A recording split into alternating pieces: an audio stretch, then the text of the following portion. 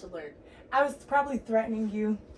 Lisa had a smart mouth growing up, so I was probably telling her, "Don't make me hurt you." I don't know why I held it to the baby, Yeah. but I was probably Jaden, Auntie Shay loves you. I love you, baby. I love you. But it was definitely a threat. Yeah. And then you have to take into account maybe your presence was threatening to me. Mm-hmm. Because here I go from having my brothers, and you and John got together before my other brothers got with their wives. So having this other female presence around was threatening to me. Yeah. I didn't know how to even navigate this. It was usually me, my mom, and my brothers. So sorry about the threat. No, it's all good because I said something to deserve it. And I think, and it was one of the dynamics of, you know, the dichotomy of how we were raised in the different cultures in our homes that created the argument. Because this is one of the repetitive arguments that I know probably contributed to this, was in my home with just all girls. Everything belonged to an individual girl, whereas you guys, We share everything. everything is shared. Yeah. That tortured me because I'm like, nothing is mine. I can't have anything to I myself. do And I was remember. pregnant, so food and leftovers. Don't Everything. touch my food, We right? share everything.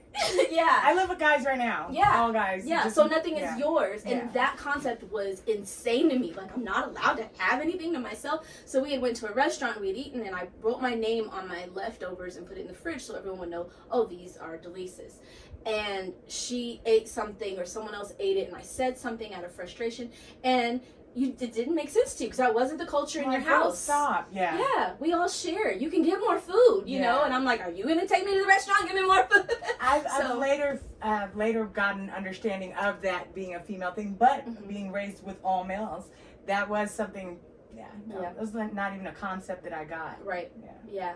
So what do you think has changed in both of us over the years that now we can have these conversations with no pain or animosity or bitterness toward each other? Why do we like each other now versus then? Healing and evolving. So growing up and not having an understanding of certain orders of things, I think I had a very different view of people, and I was projecting a lot of hurt, if I'm honest. And so growing through some of that hurt, growing through some of that, and then looking at you for who you really are. I'm like, oh, she really didn't mean any harm in some of the things you would say. Because I'll be like, I'm going to kill this girl. John, do you hear her? He's like, that's not what she said. I'm like, that's what she said. You know what I mean? But that's what she said. So growing and then really reflecting on my own upbringing, I'm like, well, if I went through this and this is the understanding I got from it and this is who I became, her behaviors, you know, the things she is, it's because of who she's been and what she's been around. So now I kind of look back, I'm like, I get you more. Yeah. It only took us 20 years. 20 years. Only 20 years, but we survived. We survived. I don't think we ever had physical, Never. No, Yeah. never. I'm not a fighter, so and then it was more, happen anyway. it was just brittle. We would just be brittle around each other. Yes. I remember dreading coming to family events because I knew as soon as I walked in the room you were going to comment on my appearance, whether it was my weight or my outfit or my hair. Really? You were going to pick me apart every single time. And I've always thought you dressed cute.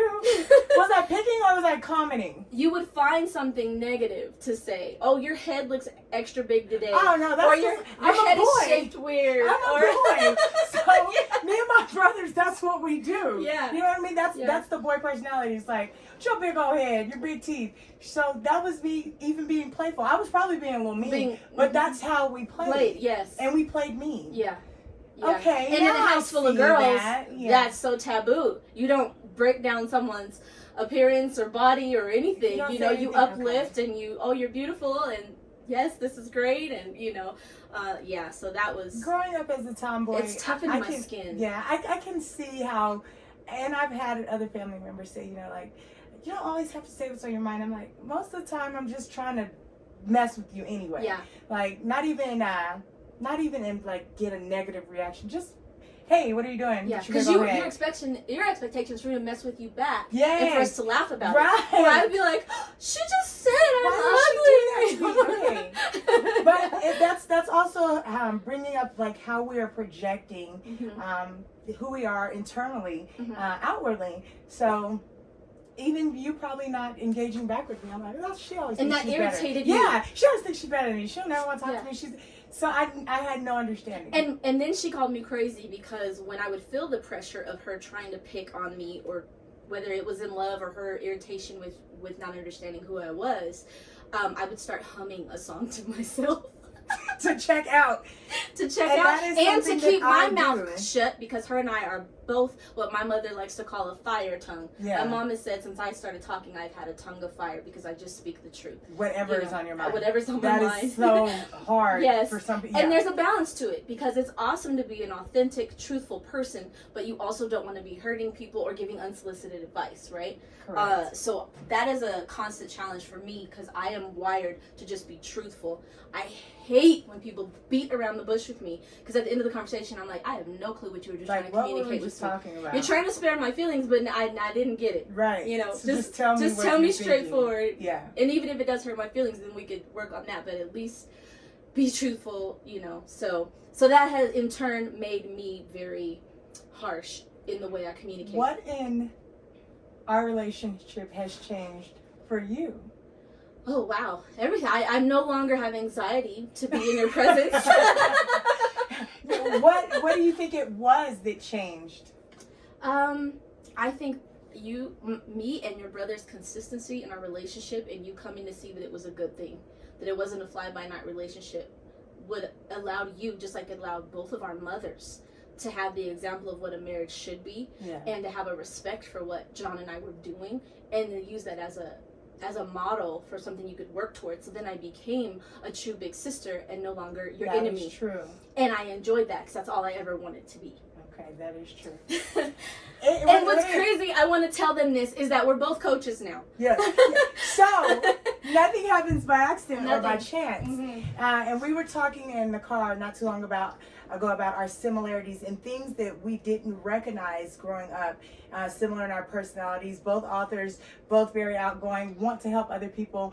I think I had more hurt and non-understanding in my upbringing. So when we came up to the same, now we have a clear understanding of even what each other went through. Yes. And so we are very similar, and we Very. didn't see that. And Yes. that's probably what bothered us. Yes. And that's probably what attracted John to you in the first place. Yes. Yes. Yes. So we do. She's raw, she's real. Yes. You know, she can talk shit with the best of Right, them. right. And it cuts below the belt. Right, And right. so on one hand that would bother him because it hurt his feelings, but on the other hand it was the same medicine he was dishing Similar. out to me. Yes, very Mhm. similar. Mm-hmm. So yeah, I think growing up and growing into maturing, Yes. maturing not in just in a marriage, but as the woman I'm designed to be, I've come to the conclusion that everything that I went through was to get me to this next level. Mm-hmm. And we talked about the levels. Yes. So some people, you make a decision of where you're going to be at and what you want from life. Mm-hmm. And so I can definitely say over these last 3 years, it was choice. Yes. And being aware that they were my choices. Mm-hmm. Yes. Yes. I'm in control. I'm in control. And so many people's viewpoint in all of their relationships, not to mention a marriage, because all relationships are the same, Yeah. is that life happens to them. It is what it is. These were the cards I were dealt. And both of you came to a Yeah. point where we were like, no. I'm doing this. I have the deck of cards and I'm choosing which Yeah. cards I'm putting on the table. I'm doing this. Very much Everything that I think is happening to me, everything I'm struggling with, I am doing it to myself. Either by not changing or by not even doing the research to find out what do I need. Why am I repeating these? Behaviors. We talked about the ham story, Yes. So there's a story about the husband asked the wife, why do you cut off the ends of the ham? And she said, well, because my mom did. So she calls her mom and says, why did you do it? And she says, well, because my mom did. So she calls her mom and her mom said, well, because I didn't have a pan big enough for that ham. So we're repeating behaviors until you stop and see the cycle for what it is, so that you're able to stand back and make the necessary changes. Yes. What you're not changing, you're choosing. Mm-hmm. And that is really hard for people to have understanding, whether it be how you handle people at work, Mm-hmm. how you handle your children, discipline, self-discipline. How you allow people to treat you. Yes. The way you allow your spouse to treat you. The reason your Yes. marriage isn't progressing. Yes. Yeah. Not that you can change your spouse, but You can like- change how you react to yes. everything. Yes. So speaking of that, I Yes. wrote a book all about that. And she has read the entire book, Yes. which just fills me with so much joy, and I feel so honored. How has my book affected you in your marriage?